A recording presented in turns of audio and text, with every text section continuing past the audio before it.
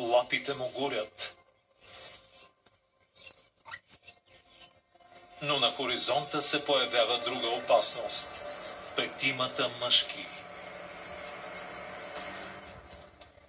Когато Имани решава да побегне с малкото си, тя го прави, за да прикрие тези на дървото, които са по-уязвими. Това е игра на котка и мишка. Преследването започва. Приклещват я до един воден поток. Тогава, изведнъж, малкото решава да се изправи срещу нападателите. На агресивния жест на един от мъжките, малкият реагира с пренебрежение.